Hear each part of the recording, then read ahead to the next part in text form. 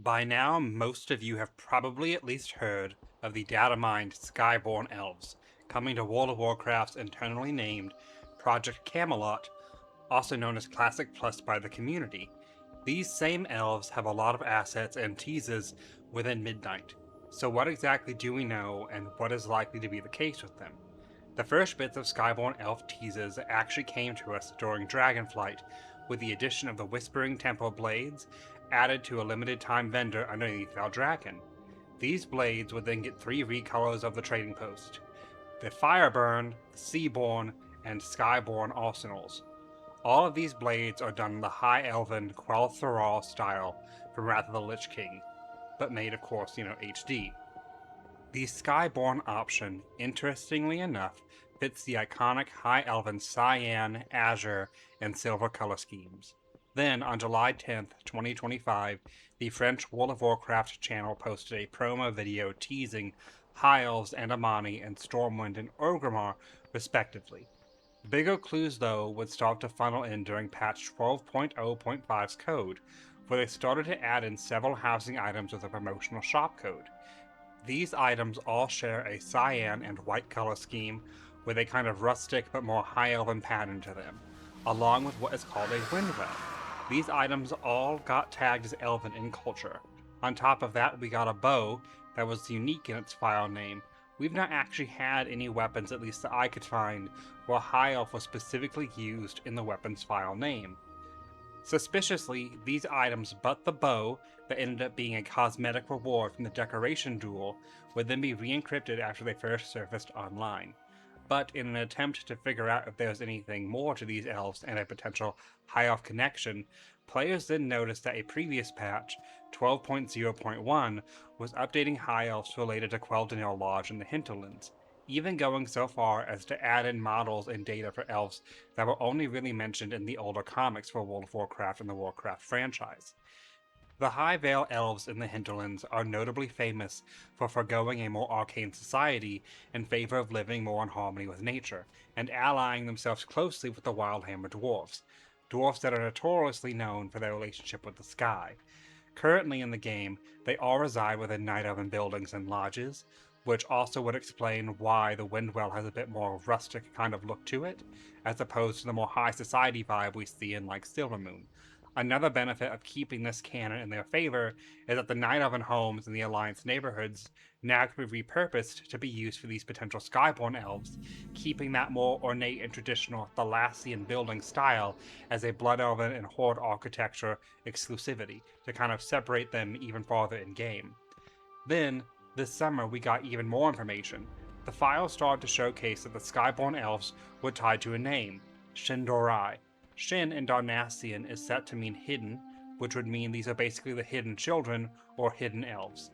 Once again, potentially playing into the idea of high elves that have hidden themselves in the mountains or in nature more. Some have pointed out that the usage of Shen'dorei, though, could also be a nod to highborn Night Elven mages. The Society of Chandrila, or those who remain hidden, are highborn who hid in Diamal after the Sundering. Granted, most highborn NPCs are usually represented by High or Blood Elves when a zone is redone, so the connection could go either way. A strong point towards them being High Elves, though, is that we also got an Alliance Shen'dorei Tabard in the same set of data that provided us what looks like a Horde Lorderon Tabard, with the colors of the Shen'dorei items being the same colors used by the Warcraft 2 High Elves for their unicorn flags and banners that can even be seen in game on wrecked ships. It is very likely that the Shen'dorei are intended to be a race for Classic Plus, which is another reason that people believe they might be High Elf related, especially since Turtle WoW, which has since been shut down, featured High Elves heavily for their classic content.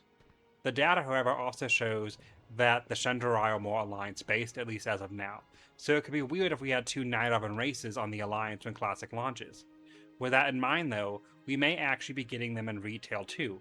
We've datamined a Skyborne Cat racial mount with 4 color variants. Both classic and retail era models exist for this cat and its colors as well. There also seems to be a placeable Windwell toy that could presumably come along with a purchase.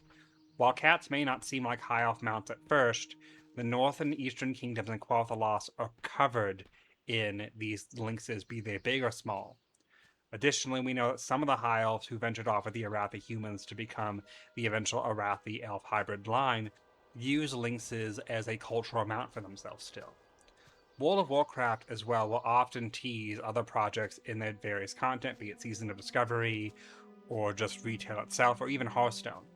Midnight has been giving us a lot of hints, though, at another High Elven subculture, with almost every single group in Eversong, for instance, now being represented visually with specific colors. The main contingent of Silvermoon is red and gold with turquoise gems like Lorthamar's colors. The Magisters generally use the blue and gold they used to be known for, that is also used by some High Elves in the game. Emerald and brass for the Farstriders, black and red for the Shades of the Row and the more shifty-like characters, followed by a more red base and black accents for the Blood Knights and Priests. They then rounded that out with a whitish silver and purpley blue that a lot of the newer High Elves in the game have swapped to along with Void Elves. These color palettes, aside from the white and blue, are also seen in the HD Hawkstrider and Dragonhawk armors. An unreleased color for the Hawkstrider and Dragonhawk models uses a more cyan, white, and almost rose gold coloring on the armor, which ironically does also fit with the general color palette for the Skyborne assets. On the topic of colors, before Midnight launched, we got a plethora of recolors for the Void Elf armor sets for the expansion. Most of those are now in game via Prey, Season 1's PvP, Invasions, and Season 1's in-game campaign. An unreleased color, however, is a more tealish cyan with white and gold accents, followed by a green energy. I originally thought this was a nod to Illyria's original color palette, but it could be a nod to Skyborne Elves, and the armor sets we get during their content in Midnight if they do include them in Midnight, which would also track with the fact that the Skyborne Tabard is currently alliance locked, at least that's what I gathered from the initial datamine of it.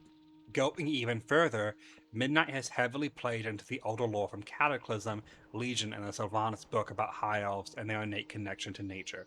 From their pseudo-world tree, Thassalah, that became the Legion artifact bow, to just how in tune to the wilds the Farstriders still are as a culture, and even magic connected to that. Interestingly enough, though, while I don't know if it's always been called this, in retail currently, the mountainous area behind the Silverglade Refuge, where the Silver Covenant is largely based at, is called the Thalassian Range, and it extends all the way from the borders of Stratholme to parts of the Tirisfal Glades. On top of that, too, the original Midnight loading screen up until 12.1 showed the entire Upper Eastern Kingdoms, including Lorderon, Gilneas, the Plaguelands, the Hinterlands, and even the Arathi Highlands. The 12.1 change could have just been them finally deciding to update the main banner, or it could have been done to help subvert people from picking up on more narrative cues of what's coming for the expansion and future Warcraft-related releases.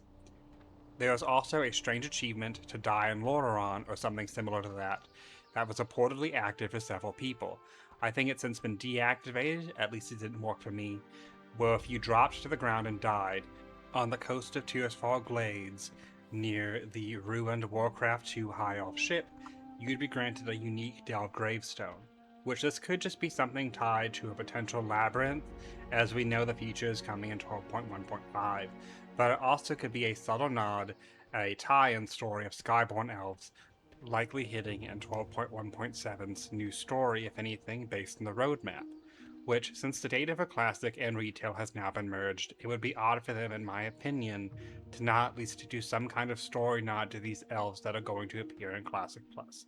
Especially since we are at the very least getting a lot of housing items related to them, I believe there are three potential ways they could do this and still fit it into Midnight's current story. One is that since we know Orwena has seen Zalatath going after the World Soul, and there's been a dataminder noun chain called the Radiant Core, we could very easily see a 12.1.7 storyline where we return to the Hinterlands on Orwena's behalf. This patch story could involve the Shen'dorei and the other forest troll tribes that are in the Hinterlands, potentially allowing us to easily recruit both fan-requested races as playable, especially since I'm sure the buffer troll model is going to be used for the frost trolls in Northrend. The main focal point of this story, though, especially if the Shen'dorei are hidden elves, could be the giant tree of Saradane. Not much is ever really used for that tree in game, and we know Orwena's whole thing is making portals for us via the root ways, but the roots of the world trees go straight to where the world soul used to be, and not where it currently is, so they could kind of use that as a setup, and then Sarah Dane would be the main portal to that zone for us come 12.2. Of course, they could easily start off with stuff with the Wildhammer Dwarfs instead. The second option, in my opinion, is that 12.1.7 or even 12.1.5 could have narrative ties back to the Undercity and Lorderon, potentially in regards to the Labyrinth system, which would also add credence to both of these tabards being data mined together. The Shen'dorei could easily have some kind of lodges or buildings hidden up in that Thalassian range or surrounding mountains. At this point, World of Warcraft doesn't have to give us a large populace of a faction to be playable. Void Elves. The other option, in my opinion, that I could see happening is the Shen'dorei could be the remaining High Elves who did not accompany the Arathi when they moved on to go to wherever they went to become the Arathi half-elves that we eventually meet in Hallowfall. I think it's the least likely outcome of it all, but it would allow them an option to put Faerun more on the story spotlight since she's not really been seen much in Midnight. The last bits of evidence that we currently have are a lot more coincidental, I'll admit. Trading posts will sometimes tease upcoming content and reveals. Next month, we are getting a cinder-plumed Highland Griffin that has a flavor text of, according to Wildhammer legend, the orange plumage found on griffins is believed to be a hereditary trait, passed down from their elemental ancestry. And while I don't believe it's returning, it is worth a mention that the Quells and Nail Quiver from July of this year's trading post had a flavor text of, High Elf Fletchers adorn their arrows with the shed plumage of hinterland griffins. So while we do know that Skyborne Elves are in fact a thing coming to Classic Plus, and we have a very strong indication that they will be some form of Alliance High Elf, we do not for sure know if they are High Elves yet, and we do not know if they will be playable in either game mode, which I feel is important to mention before people get their hopes up too high. I will be honest in that I think it would be kind of odd for us to get all this house and decoration stuff and a fully fleshed out NPC culture just for them to turn around and once again not give the player base the option for a fully Alliance High Elf in either game mode, be it with the race itself or even just doing a customization overhaul, which, for instance, back in Legion's patch 7.3.5 on January 16th of 2018, Void Elves, Lightforged Draenei, Nightborne, and High Mountain Tauren became unlockable in the game, but only for those who had already purchased Battle for Azeroth.